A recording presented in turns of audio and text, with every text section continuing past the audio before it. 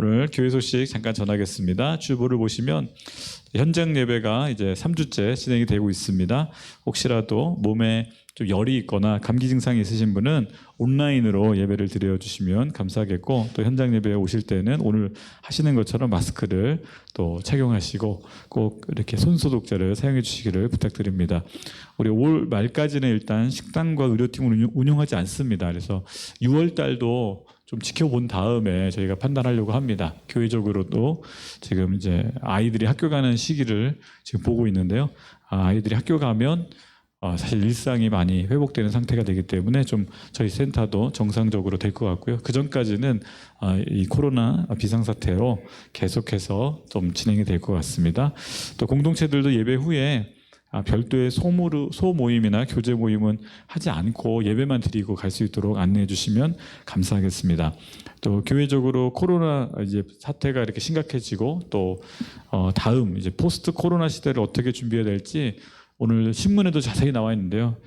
순별로 또 이렇게 간담회를 또 진행하고 의견들을 또 모아서 교회적으로 앞으로의 방향을 잡으려고 합니다. 그래서 여러분들도 좀 좋은 의견들 있으시면 우리 카톡방에 중보기도 방에도 좀 올려주시고, 또 의견들을 우리 스태프분들은 또 다음 주 우리가 수요일날 월간회의가 있을 텐데 그때 또 나눠주시면 너무너무 감사하겠습니다.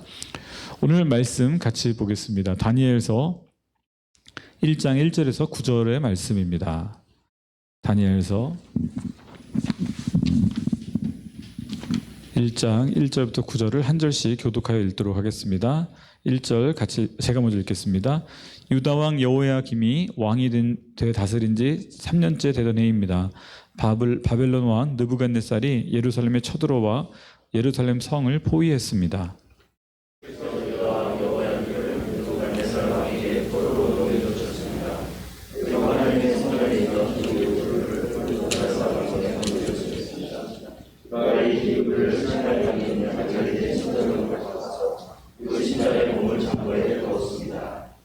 그 후 왕은 내시의 우두머리인 아스부나스에게 이스라엘 자손 가운데 왕족과 귀족 몇 사람을 왕궁으로 데려오라고 명령했습니다.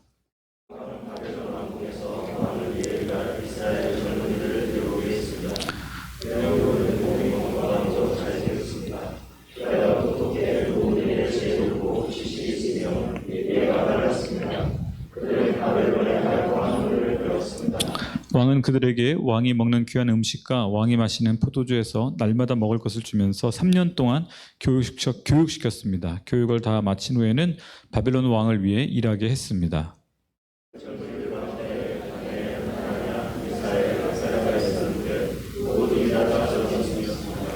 내시의 우두머리는 그들에게 새 이름을 지어 주었습니다. 다니엘은 벨드사살이라고 불렀고, 하나냐는 사드락, 미사엘은 메삭, 아사랴는 아벳느고라고 불렀습니다.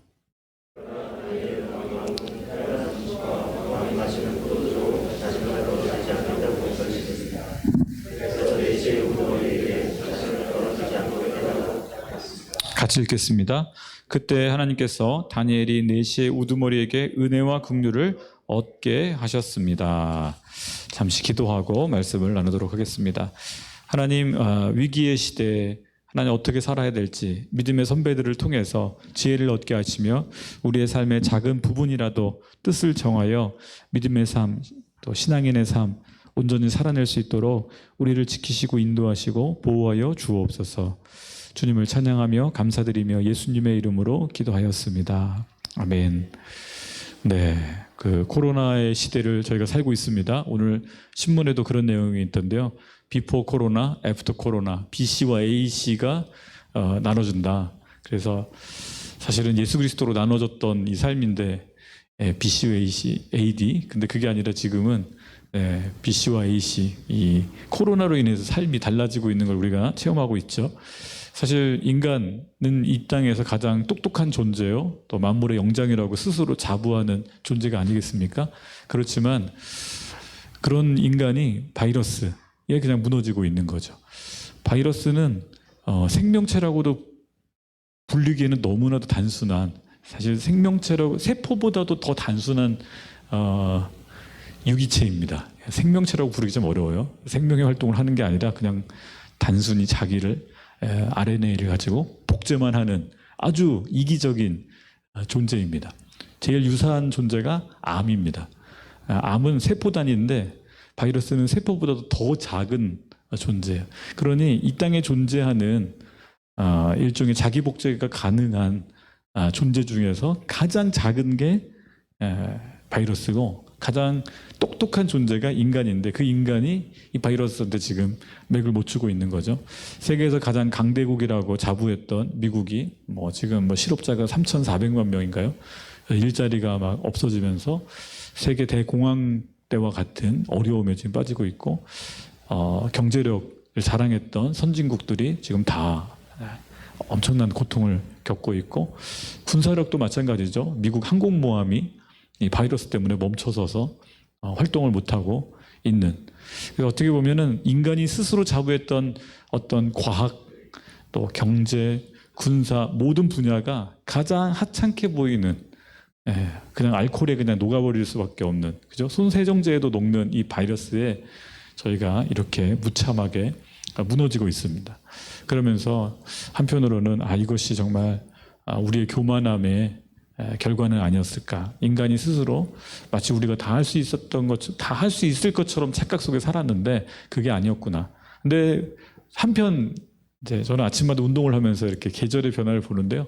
그래도 봄은 오고, 그래도 꽃은 피고, 그래도 새는 날아다니고, 알에서 새끼들이 태어나서 새들이 날기 시작하고 꽃은 피고 또 꽃은 지고 꽃가루는 날리고 자연은 또 계속 움직여져요. 그걸 보면서 하나님의 섭리가 지금도 작동하고 있음을 보게 됩니다. 그래서 다시 한번 하나님 앞에서 겸손해야지 인간이 살 수 있지 우리가 마치 모든 걸 컨트롤할 수 있을 것처럼 착각하는 건 교만이다라는 생각을 하게 됩니다.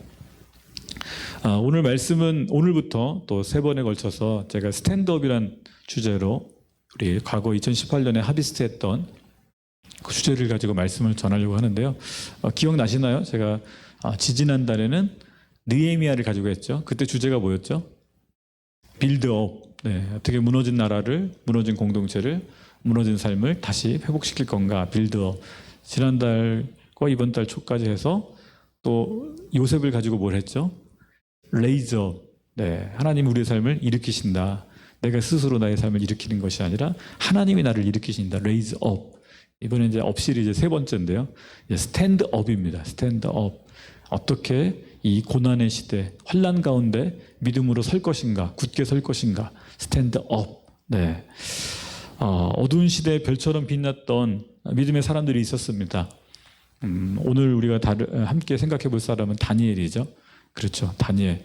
어찌 보면 오늘 이 시대에 우리의 모델이 될 만한 인물들 중에 한 사람입니다. 신앙인 다니엘. 그를 통해서 저와 여러분이 이 고난의 시대, 코로나의 시대에 믿음이 무너지는 것이 아니라 도리어 뜻을 정하여 하나님 앞에서 당당히 사람들을 살려낼 수 있는 많은 사람들을 어두운 데서 빛 가운데로 인도하는 하나님의 사람들로 살 수 있기를 축복합니다.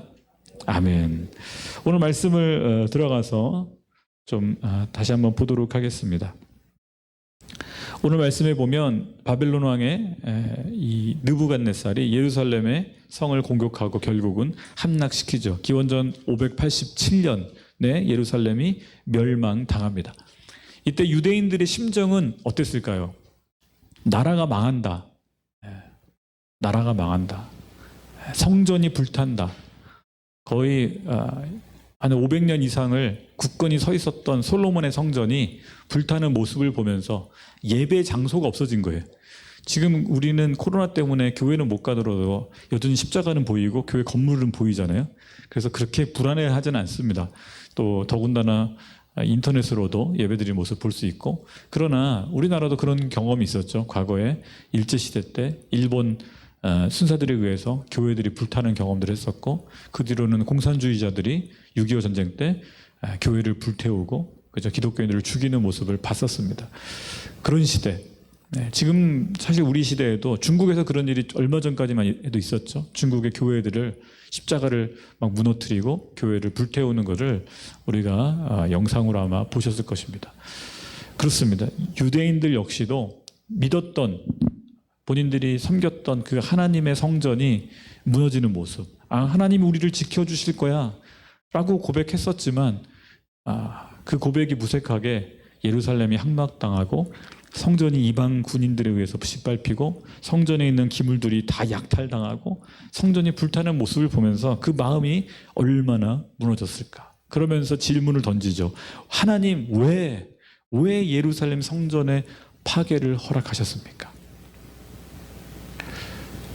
오늘 저와 여러분도 그런 질문을 던질 필요가 있습니다. 하나님 왜 한국교회, 아니 세계교회가 예배드리는 것을, 성전에서 예배드리는 것을 하나님 이렇게 막으십니까?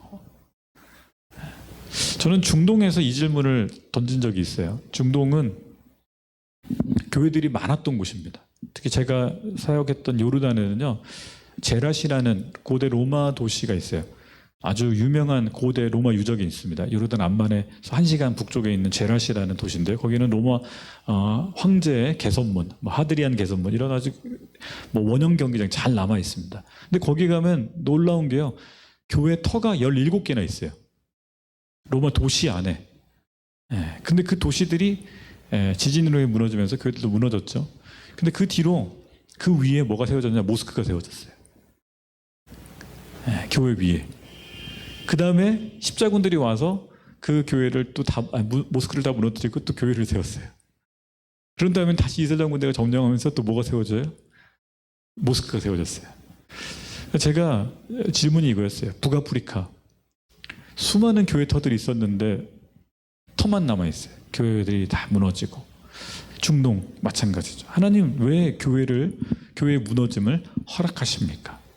하나님 살아계신 분 아니십니까? 이게 저희 질문이었어요. 근데 똑같은 질문을 지금으로부터 거의 2600년 전 이스라엘 사람도 했어요. 하나님 왜 예루살렘 성전에 무너지는 것을 허락하십니까? 여러분, 진지한 이 질문을 우리가 던질 필요가 있습니다. 왜 하나님 오늘날 이 바이러스 때문에 교회들이 문을 닫고 이렇게 어떻게 보면 교회가 무너지는 모습들이 우리 가운데 이렇게 보여지는데요. 어떻게 이런 일을 허락하십니까? 여러 이유가 있을 거예요. 성경은 그 부분에 대해서 여러 차례 이야기하고 있습니다. 근데 제가 깨달았던 건 하나님의 심판은 믿는 자들이나 믿지 않는 자들을 향해서 동일하다. 이스라엘 백성들을 향해서 하나님이 경고하셨었습니다. 너희들이 가나안 땅에 와서 살 때에 저 세상 사람들, 가나안 사람들과 똑같이 우상을 섬기면 내가 너희를 심판할 것이다. 가나안 사람들을 심판했던 기준이 동일하게 유대인들을 향해서도, 이스라엘 백성들을 향해서도 동일한 심판의 기준을 갖고 계시더라고요. 그게 하나님의 공평하심이더라고요. 그게 하나님의 공의더라고요. 오래 참으시는 하나님이시지만 인간의 죄가 가득하면, 교회가 죄 속에 가득하면, 지도자들이 죄 속에 가득하면 어떻게 돼요? 내가 너희의 예배 드리는 걸 싫어한다. 말라기에 그 말씀이 있죠. 차라리 예물을 안 가져왔으면 좋겠다. 너희가 약한 자들과 고아와 과부들 걸 뺏으면서 너희의 배는 기름졌는데 너희는 나를 향해 예물을 가지고 오는구나. 어찌 보면 이스라엘 예루살렘의 성전의 파괴는 하나님의 심판이셨죠. 그리고 그 속에서 또 동일하게 믿는 자들의 고난이 있었습니다. 악인들만 고난을 받는 것이 아니라 믿음의 사람들도 같이 고난 속에 빠지는 것이죠. 어찌 보면 소돔과 고모라에서 의인 5명을 찾으셨던 그 하나님, 저와 여러분이 기도하는 그 의인이 되어야 되지 않을까 싶습니다. 그럴 때 고난 속에 있었던 의인들의 또 다른 기도는 이거였습니다. 하나님 어디 계십니까? 그 전까지는요, 이렇게 기도했습니다. 성전에 거하시는 하나님, 그죠? 시온산에 거하시는 하나님, 예루살렘에 거하시는 하나님, 이스라엘의 하나님, 우리 이스라엘의 하나님. 예루살렘 성전은 하나님의 임재의 상징이었고, 하나님은 꼭 여기 계셔야 되는 곳. 그래서 하나님을, 이스라엘 사람들은 항상 예루살렘에 거하신다라고 성전에 고백했습니다. 맞습니다. 그런데 이스라엘에만 계셨던 하나님은 아니죠. 예루살렘 성전에 갇혀 계셨던 하나님은 아니시죠. 흥미로운 건 이 바벨론에 의해서 성전이 파괴된 이전과 이후에 믿음의 사람들의 고백이 달라지고 있음을 봅니다. 예를 들자면 다니엘이나 에스라나 느헤미야나 에스더서나 그 뒤에 많은 이 포로기의 시대에 믿음의 사람들은요, 예루살렘의 하나님에 대한 고백을 못합니다. 왜? 불타버렸으니까. 그런데 어떻게 그러면 하나님을 고백하는가? 하나님 어디 계십니까? 그들의 눈에 예루살렘이 아니라 하늘이 보이기 시작했어요. 그들의 눈에 열방이 보이기 시작했어요. 그래서 이렇게 고백하기 시작합니다. 하늘의 하나님, 하늘의 하늘들의 그 하늘 위에 계신 하나님, 그리고 또 열방의 하나님. 그전에는 그분들은, 우리 믿음의 선배들은 생각지 못했어요. 그냥 이스라엘의 왕들을 통치하시고 선지자들을 통해서 이스라엘만 바라보시는 하나님인 줄 알았는데 아니었구나. 느부갓네살을 들어서 심판의 도구로 쓰시기도 하시고, 때로는 고레스를 들어서 이스라엘 백성들을 다시 고향에 돌아오게도 하시고, 열방의 황제들도 하나님은 다스리시는구나. 그들 위에 하나님이 계시는구나. 세상에 하나님을 모르는 통치자들조차도 하나님 다스리고 계시고 그 위에 계신 하나님이시구나. 열방의 하나님을 고백하기 시작합니다. 다니엘서는 그런 관점에서 봐야 되죠. 우리도 마찬가지입니다. 우리 한국 크리스찬들이 착각하는 것 중에 하나는, 하나님은 우리 한국 교회의 하나님으로 우리는 하나님을 가둬버릴 때가 있어요. 한국만 축복하시고 우리 대한민국의 하나님으로 하나님을 가둬버리는 경향이 있어요. 아니죠.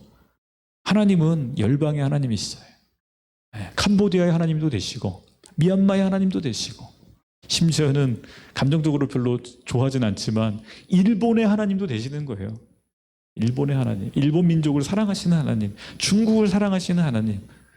여러분, 우리는 우리의 시선, 우리의 눈높이에서 하나님을 보는 것이 아니라 거꾸로 하나님의 시선에서 우리를 볼 수 있는 이 뭐라고 해야죠? 이 시야가 바뀌어야 될 필요가 있습니다. 믿음의 선배들 다니엘은요, 아마 포로로 잡혀갈 때는 그 생각을 못했을지 모르겠어요.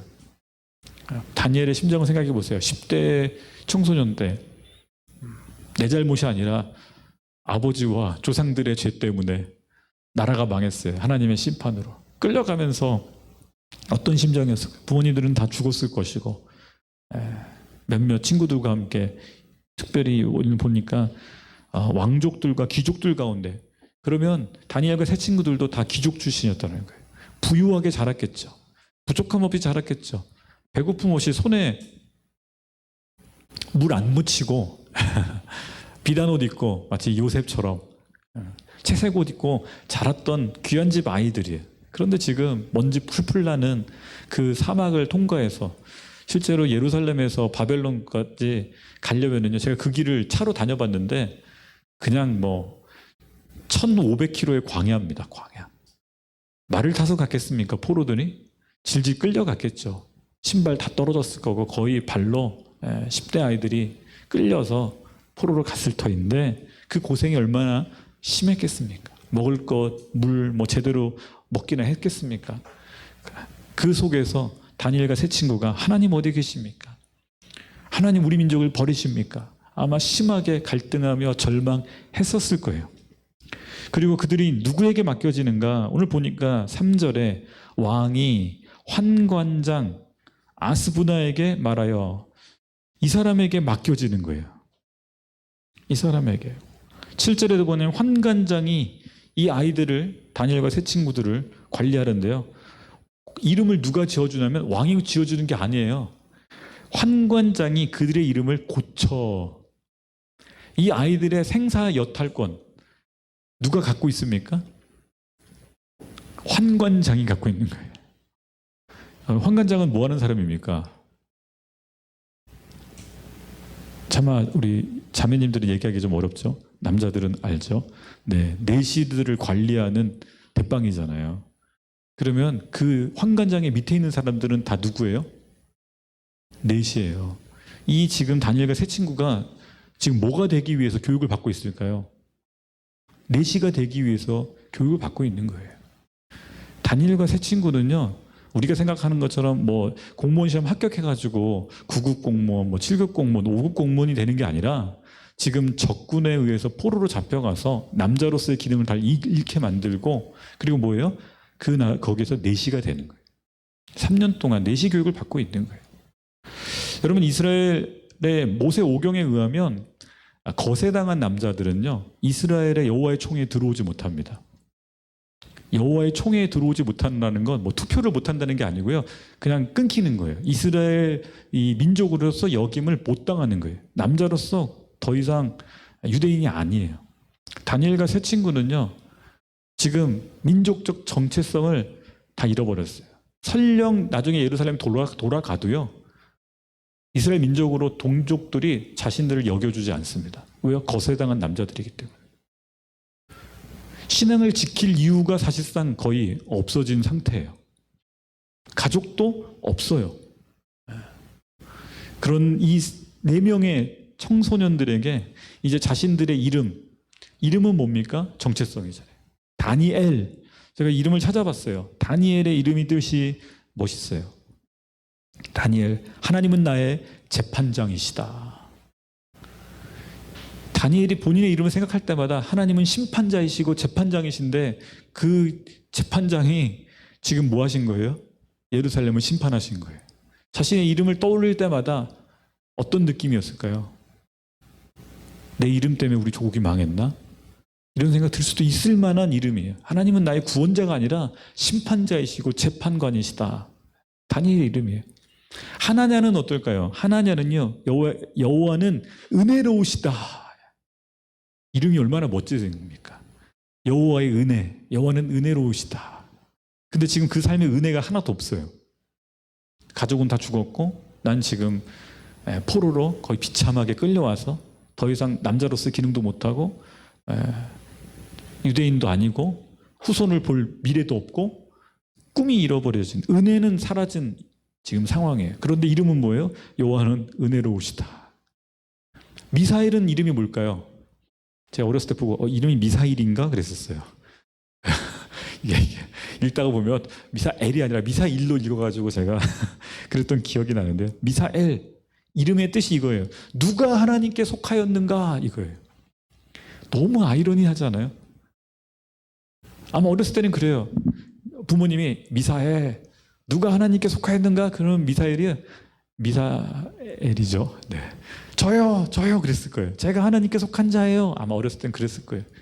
근데 지금은요, 바벨론 왕궁에 지금 내시로서 교육받고 있는, 누가 하나님께 속하였는가? 손을 못 드는 거예요. 난 이제 여호와의 총회에 못 들어가는데, 나는 이제 유대인에서 끊긴 자인데, 나는 하나님께 버림받은 자인가? 미사엘의 마음이 어땠을까요? 아사랴는요, 아사랴의 이름 뜻은요, 여호와께서 도우신다라는 뜻이에요. 이 네 친구의 이름을 보면서 지금 이 친구들의 상황과 이름은 거의 거꾸로예요.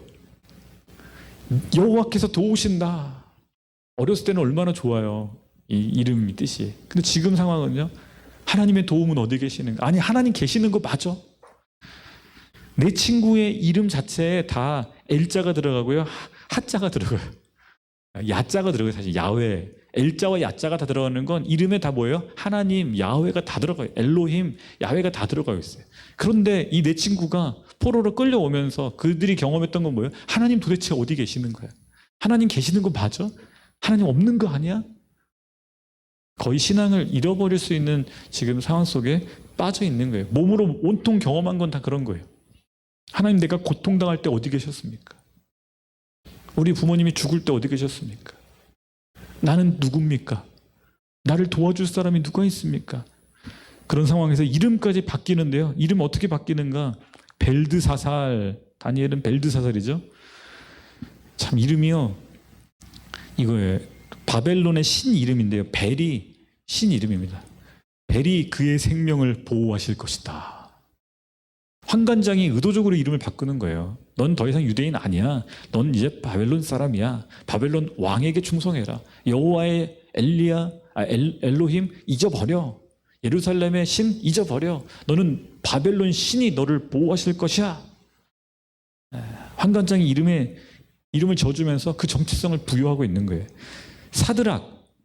사드락은요, 정확한 뜻은 알 수 없습니다. 그런데 학자들이 추측하기에는 이런 추측합니다. 월신, 달의 신이요, 달의 신을 경배하는 자라는 뜻일 것으로 해석을 합니다. 여호와가 아니라 달의 신을 섬겨라. 매삭 역시도 이렇게 분명한 뜻은 나와 있지 않는데 신학자들은요 이렇게 해석을 하더라고요. 포도주의 여신에게 몸을 바친 자. 생각해 보세요. 네, 미사엘이 원래 이름이 미사엘만 기억하실 거예요. 이제 제가 자꾸 미사엘 그래서 미사엘은 누가 여호와께 속하였는가라는 이름인데 뭘로 바뀌었다고요? 네, 포도주의 여신에게 바쳐진 자로 이름이 바뀌는 거예요. 지금 아사랴는요 아벤누고로 바뀌죠. 이거예요. 바벨론의 가장 그 큰 신이 마루둑이라는 신인데요. 마루둑의 아들 신이 또 있어요. 그 아들이 나부 신인데요. 나부의 종이다. 아벤누고의 이름 뭐예요? 주신도 아니고 주신의 그 아들 신의 종이다. 제일 비슷한 그 이름 중에 하나가 압둘라라는 이름이 있어요. 아랍에. 알라의 종이다. 압둘라거든요. 그런 거예요. 이제는 바벨론 신의 종이다. 여러분 생각해 보세요. 저와 여러분이 이런 상황이라면 우리나라도 그런 비슷한 걸 경험했죠. 일제시대 때 창씨 계명 이름을 다 바꾸는. 지금 코로나 사태에서도요 비슷한 일을 경험한 사람들이 있어요. 코로나 환자들. 우리는 안 걸려봐서 그 느낌을 모르는데 예를 들어서 코로나 31번 환자 기억하시죠? 베스킨 라빈스 31이 아니라 코로나 31. 네. 그 아주머니는요 이름을 잃어버렸어요. 뭐가 돼요? 바이러스 31이에요. 31번 환자. 이름이 잊혀지는 거예요. 환자들 다 번호로 불려요. 용인 몇 번 환자. 자꾸 뜨더라고요. 강남 15번 환자. 안산 4번 환자. 이름이 뭐가 돼요? 코로나 바이러스 몇 번이에요. 내 이름이 사라지고 물론 이제 개인 신상 정보 보호하기 위한 것도 있지만 그 환자들은요 그게 자기 이름처럼 느껴지는 거예요. 이 트라우마가 돼버리는 거예요. 나 31번이야. 그런 시대에 어떻게 나는 마음을 지킬 건가? 여러분 이 다니엘과 세 친구는요 나이가 많은 사람도 아니에요. 뭐 목사도 아니고 신학교 나온 사람들도 아니고 그냥 17살, 18살. 저는 저희 아들이 지금 18살인데 저희 아들 볼 때마다 다니엘을 생각을 해봐요. 요셉을 생각해봐요. 우리 아들이 다니엘처럼 부모가 다 죽고 저렇게 하면 우리 아들이 믿음을 지킬 수 있을까?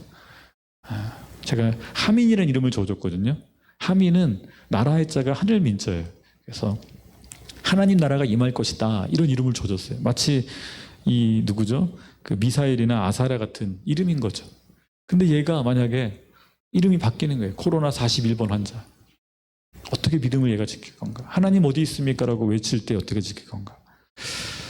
우리 자녀들이 이 코로나 시대 때 교회도 못 가고 가정에만 머물면서 인터넷만 보면서 갇혀있는 이때에 믿음은 어떻게 지킬 것인가? 오늘 이 세 친구는 뭔가 하나를 결정합니다. 뭘 결정할까요? 8절 한번 보겠습니다. 8절 말씀 같이 읽을까요? 같이 읽겠습니다. 시작. 다니엘은 뜻을 정하여 왕의 음식과 같이 읽겠습니다. 제가 우리말 성경을 읽어야 되는데 개역 개정을 읽었는데 다시 읽겠습니다. 8절 시작. 그러나 다니엘은 왕이 먹는 특별한 음식과 왕이 마시는 포도주로 자신을 더럽히지 않겠다라고 결심했습니다. 그래서 내시의 우두머리에게 자신을 더럽히지 않도록 해달라고 부탁했습니다. 결심했어요. 저는 개역 개정이 훨씬 더 좋은 것 같아요. 뜻을 정하여. 뜻을 정했대요. 결심했대요. 어떤 결심이에요? 왕이 주는 음식 중에서 다 거절한 건 아니에요. 채식은 다 먹었어요. 근데 뭘 거절했냐면 특별히 우상에게 바쳐졌던 음식, 거의 보통은 이제 고기죠, 고기. 우리로 얘기하면 뭐 돼지머리 같은 거죠. 그리고 포도주. 두 가지는 유대인의 정결법에 어긋나는 거예요. 그래서 어떻게 해요? 왕의 호의를 거절한 거죠. 이것은요 죽을 수도 있는 결정입니다. 왕의 음식을 거절해? 야, 니들이 그죠? 환관장이 이 자식들이 어디서 그러면서 하면 그냥 죽는 거예요. 목숨을 거의 환관장이 찾고 있는데 그 환관장에게 부탁한 거예요. 왕의 음식 중에 다 다른 건 먹지만 요거만은 좀 저희가 먹지 않도록 허락해 주십시오. 몰래 안 먹은 게 아니에요. 공식적으로 요청을 했어요. 이것도 굉장히 정중한 자세죠. 저는 이런 생각이 들었습니다. 이 친구들이 뭐 어마어마한 거를 결정한 게 아니에요. 뭐 하루에 3번 절하고 뭐 이슬람처럼 5번 절하고 이런 걸 정한 게 아니에요. 그냥 음식을 먹되 요것만은 저희가 먹지 않을 수 있도록 허락해 주십시오. 본인들이 할 수 있는 실행 가능한 것부터 시작을 하는 거예요. 뜻을 정했는데 뭐 일주일 금식 이런 게 아니에요. 실행 가능한 것부터 하는 거죠. 근데 그게 뭐예요? 여호와의 음식 정결법을 지키는 거예요. 유대인의 정체성을 지키려고 몸부림치는 것이죠. 10대 청소년에 불과했던 이 4명의 청소년들이 어떻게 그런 용기를 갖고 이 환관장에게 그 부탁을 할 수 있었을까? 그들의 신앙이 어떻게 이렇게 유지될 수 있었을까? 아마도 추측컨대 부모로부터 받은 신앙 교육의 결과가 아니었을까? 신앙은 교회에서 세워지는 게 아닙니다. 신앙은 가정에서 세워지는 거예요. 그저께도 저희가 차세대 우리 교육자들하고 담임 목사님하고 본부장 회의할 때 그런 고민들을 털어놨어요. 근데 우리 그런 얘기를 담임 목사님 하시더라고요. 우리가 이 기회를 삼아서 가정에서 예배를 드리고 가정에서 부모와 자녀들이 신앙을 나눌 수 있도록 부모들이 신앙을 가르칠 수 있도록 우리가 격려해보자. 위기를 기회로 만들어보자. 그동안 부모들은 교회가 신앙 가르쳐 줄 거야, 성경 가르쳐 줄 거야 다 떠맡겼었는데 그게 아니라 부모님들이 자녀들에게 성경을 들려주고 같이 읽고 같이 기도할 수 있는 가정 예배를 드릴 수 있도록 한번 기회로 만들어보자. 그래서 저희가 부활절 이전에 또 부활절 이후에 지금 기쁨의 50일 성경 읽기를 또 아이들과 하고 있죠. 그렇습니다. 다니엘과 세 친구도 어렸을 때부터 신앙 교육이 있었기 때문에 이 위기의 순간에 그 신앙이 그들을 붙잡아주는 것이죠. 내가 신앙을 붙잡는 게 아니라 신앙이 그 믿음이 나를 붙잡아주는 것이죠. 그것은 믿음의 유산이었습니다. 제가 또 한 가지 생각해 보건데 청소년들은요 이 친구가 되게 중요하더라고요. 혼자 있으면 너무 쉽게 넘어져요. 무너져요. 그런데요 친구들이 있으면 어떻게 돼요? 고난을 이겨내더라고요. 제가 어렸을 때 봤던 그 책 중에 15소년 표룩이라는 책이 있었어요. 혹시 보셨던 분들이 있을 것 같은데 소년들이 섬에 표류했는데 어떻게 살아남아요? 서로 도와가면서. 만약에 혼자 로빈슨 크루소 맞나요? 네. 혼자 청소년들이 떨어졌으면 죽었을 거예요. 그러나 넷이 같이 있었기 때문에 어떻게 돼요? 서로 격려하면서 서로 친구로서 믿음을 서로 격려하면서 야 우리 이러면 안 돼. 정신 차려야지. 신앙은요 혼자 못 버텨요. 공동체가 있어야 됩니다. 다니엘과 세 친구가 그래도 4명이 공동체로 서로를 격려하면서 있었기에 그들은 믿음이 무너지지 않고 때로는 무너졌겠죠. 한 사람씩. 그럴 때마다 옆 친구들이 격려해 주는 거예요. 그래서 어떻게 돼요? 버텨내는 거예요. 3년을 버텨내는 거예요. 저는 코로나 시대에 우리가 이길 수 있는 이 코로나를 이길 수 있는 비법이 여기 있다고 생각합니다. 공동체로 있으면요 살아나요. 2명, 3명, 4명이라도 가장 작은 공동체는 가족이에요. 맞죠? 엄마, 아빠, 보통 아이들 2명 있으니까 최소한 4명, 다니엘과 세 친구 4명. 가족이 공동체로, 신앙 공동체로 서로 격려해주고 서로 때로는 지지고 볶고 싸우고도 하지만 서로 격려해주면 어떻게 돼요? 버텨나가요. 우리 이주민 형제들도 마찬가지예요. 고립돼 있는 것 같고 서로 연락도 안 되고 얼굴도 못 보지만 2-3 사람이 같이 서로를 격려해주면서 버틸 수 있도록 하면 어떻게 돼요? 신앙이 세워지는 거예요. 주위에 예배드릴 장소가 없어요. 바벨론 왕국에서 어디 가서 예배드리겠어요? 어디 가서 제사를 드리겠어요? 더 이상 제사를 드릴 수가 없어요. 양을 잡을 수도 없어요. 제사장도 없어요. 그냥 친구 4명만 있어요. 그러나 성경책도 없죠. 물론. 그러나 넷이 어떻게 하는 거예요? 외웠던 말씀들을 나누면서 같이 손잡고 기도하면서 밥 먹을 때마다 음식을 구별하여 먹을 때마다 하루 3끼 먹을 때마다 하나님을 기억해내는 거예요. 야, 우리 이거 먹으면 안 돼. 이거 바벨론 신에게 바쳐졌던 음식이야. 우리를 구별하자. 포도주 먹고 취하면 어떻게 돼요? 기분은 좋겠지. 그러나 이걸로 우리를 더럽히면 안 돼. 서로 어떻게 돼요? 격려해 주면서 공동체로 있었기에 그들은 뜻을 정하여 믿음을 지키고 지킬 수 있었던 거예요.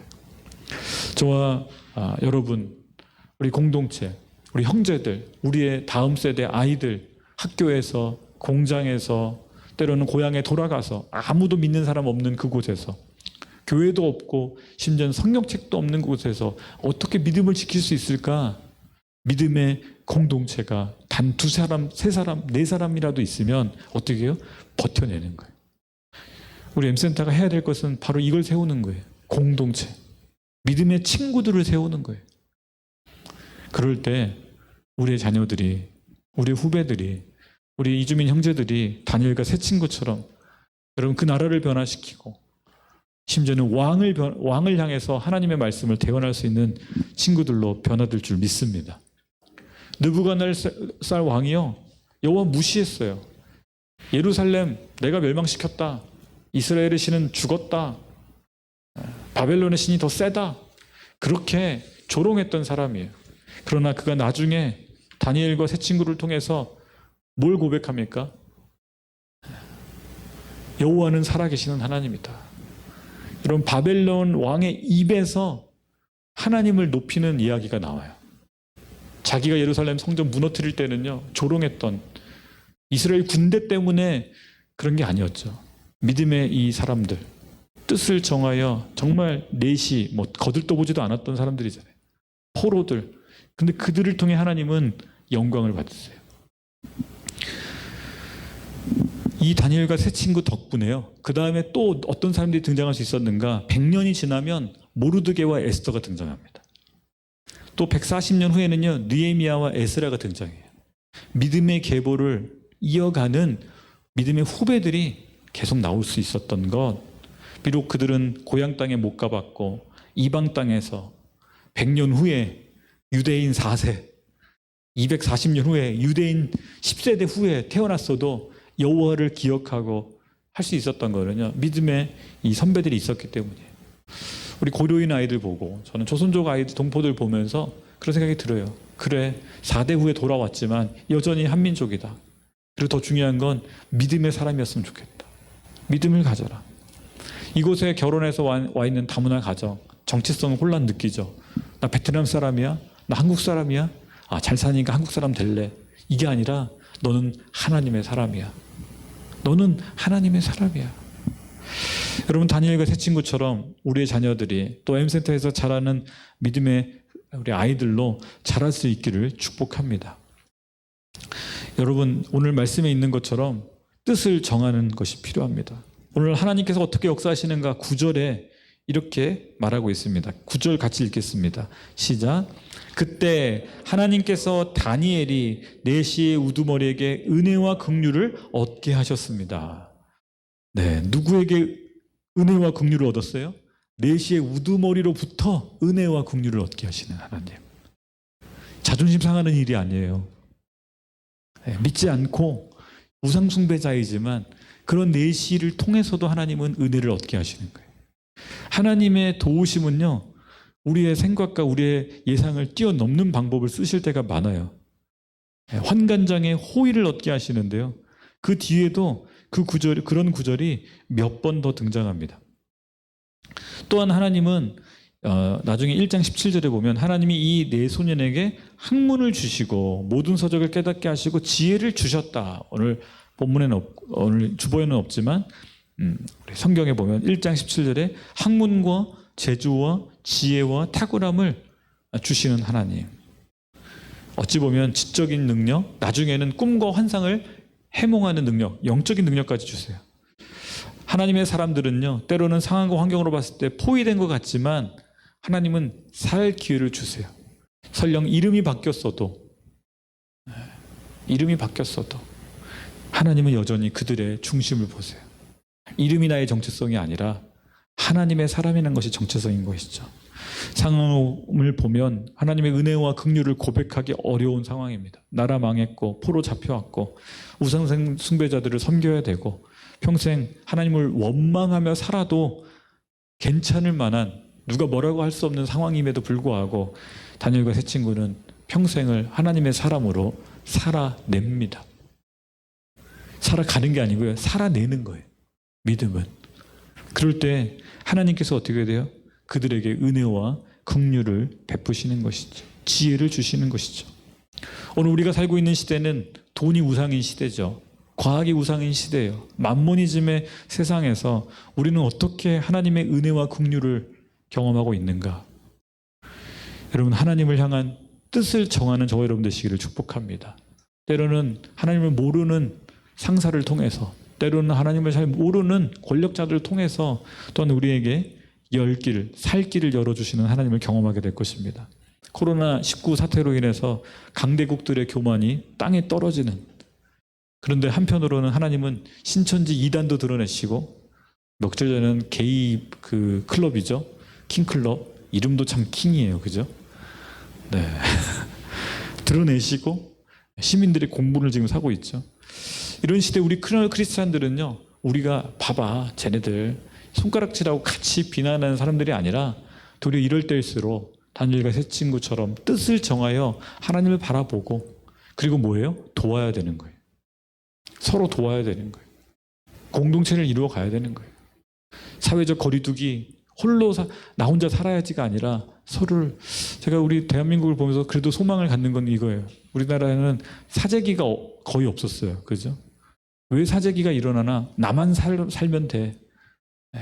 어려운 시대에 나만 살아야지. 근데 우리는 참 감사하게도 어려운 분들이 도리어 돈을 모아서 다른 분들 도와주라고 구청에 기부하고, 마스크를 아껴서 또 기부하고 서로 나눠주는 거예요. 이게 뭐예요? 사랑이고 이게 공동체인 것이죠. 저는 그 모습이 우리 크리스찬들 속에 더 많아지기를 축복합니다. 성도들만 살면 안 돼요. 다른 시민들도 살려낼 수 있어야 돼요. 그리고 무엇보다도 뜻을 정하여 신앙을 나눌 수 있는 저와 여러분 되시기를 축복합니다. 그럴 때 하나님은 우리를 통해 은혜와 긍휼이 우리도 경험하고 다른 이들에도 경험할 수 있게 하실 줄 믿습니다. 같이 기도하겠습니다.